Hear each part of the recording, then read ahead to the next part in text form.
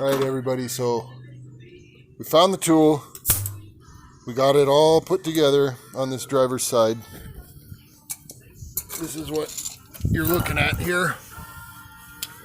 So the spring tool comes up right through there, holds that in place, so when you're jacking the control arm back up into place, you don't have to worry about that spring flying out at you.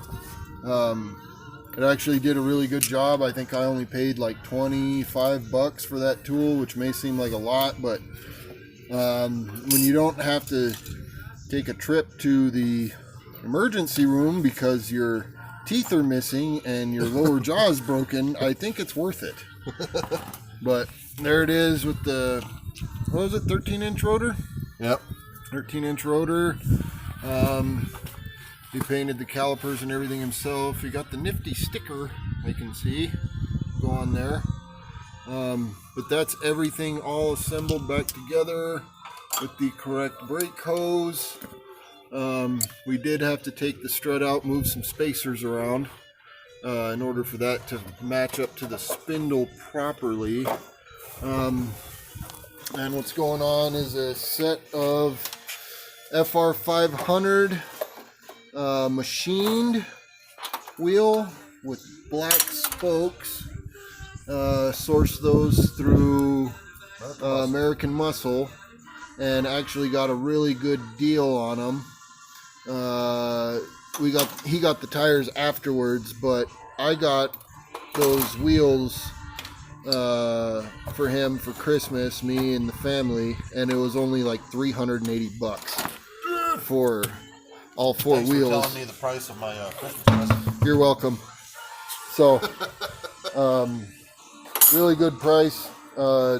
Nice set of wheels. Should look really good on this car. He's actually getting ready to mount that up right now as we speak. Hey, where'd that rack go that had my...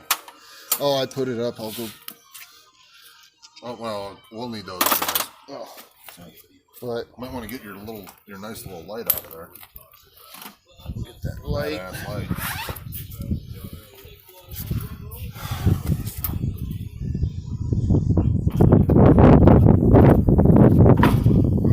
And there it goes. Nice and tight. Like a toy guy. Tight.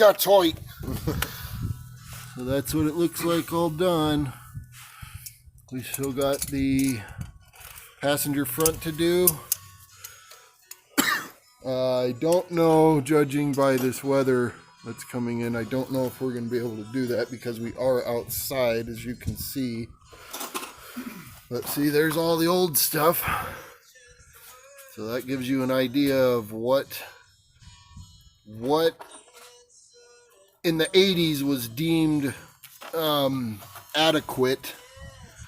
Not so much, especially when you start putting down a decent amount of power and hitting the triple-digit speeds in the quarter mile, and need to slow down. You definitely need something better than this. Ford did a commendable job, I guess, somewhat back in the day. These brakes, by today's standards, are fit for a Yugo, basically. Oh. So Today, by today's standards, but back then they were all right. that's well, that's what I said. I said by today's standards, no. And of course, And you might want to tell them how you can upgrade factory brakes to a little bit better. well, that's what I'm doing right now. This extensive modification. See, and these are the SVO calipers. Let me turn this light off here. SVO calipers, sourced from LMR. The rotors as well. I did the KYB struts in mine, not the Conies. I got the new rack, old ball joints for right now, or tie rod ends, just to hold everything together. I'll be getting new ones of those. Did the stainless steel lines on mine. Oh, there's mass air harness wiring that I don't need because I'm going to run the Holley Terminator X Fox body specific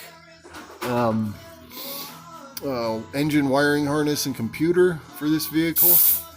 This is the fuel pump wiring for the Aeromotive 340 liter pump that I'm going to be running in this car. It's also got the set of new style Cobra GT500 injectors on it. There's my boost reference fuel pressure regulator, my 6 BTM. And I'm actually going to be showing you guys a video of this. Now see, this paint was like that. Nice, and you couldn't even spit shine that crap off. And I watched another video on YouTube of a detail shop that used magic erasers and purple power to get a white car that was stained. See, my other fender was just like that, real stained and nasty. We repainted this engine bay, by the way, with the correct Oxford white. But after I did the purple power and magic eraser, I mean, you can tell the difference just by looking at it. There, get some more light on it. Big difference. See, there's where it's not been. You can tell it's kind of yellow and dingy. I gotta take all this off and get rid of that rust, that surface rust underneath. But there's the difference. And oh, also on this vehicle,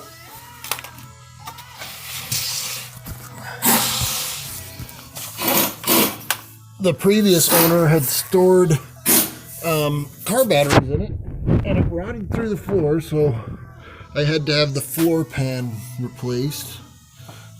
It's new all the way up to the firewall. There's the On3 turbo 3-inch exhaust. I don't have the mufflers and everything in place, but you can see the Flowmaster 3-inch tailpipes hanging that I'll be running, and I'll be doing 3-inch Flowmaster 40 series mufflers.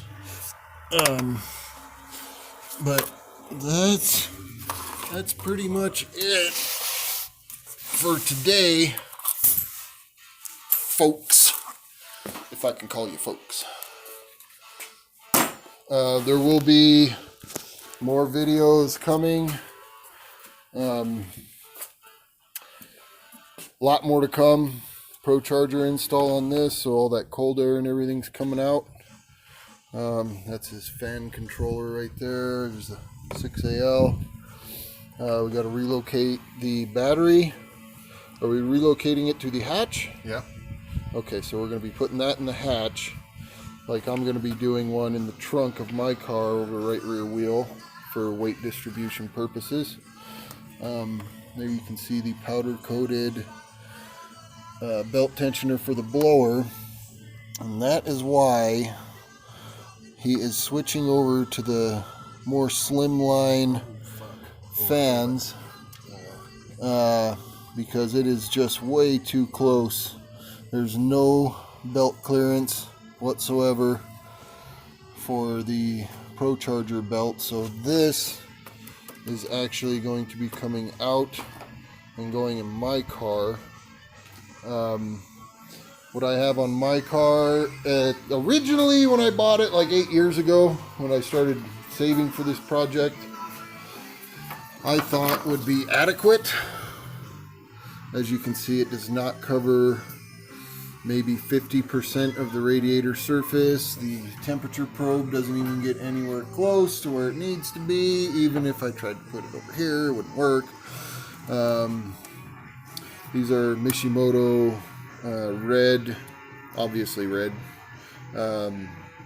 silicone coolant hoses. I got the whole kit for heater core and all that. Unfortunately, I had to cut it because the way anyone who knows a Fox body knows, the way this is run like that was not going to work because it was too close to the turbo for my comfort, even though I do have a turbo hat for this. That's same material as that, like woven carbon fiber. And so I had to cut and relocate. This pipe is actually just a sink pipe I got at Lowe's that had the correct angle. I think I paid like $5 for this thing or something like that. Unfortunately, I had to cut my $80 radiator hose. That's the whole kit though, like $80 to $100 for the kit. They fit really well. They were on the previous engine, only for a few hundred miles before rocker arm let go. It was clattering. The actual harmonic balancer, the snout broke on that, and it tore the timing cover up. So originally what I was going to do was just fix the rocker arm, put a timing cover on it, and re-gasket the entire engine. Well, 10 years later, this is where I'm at. I've been saving my tax returns every year to do this, and I am now this close to getting it running.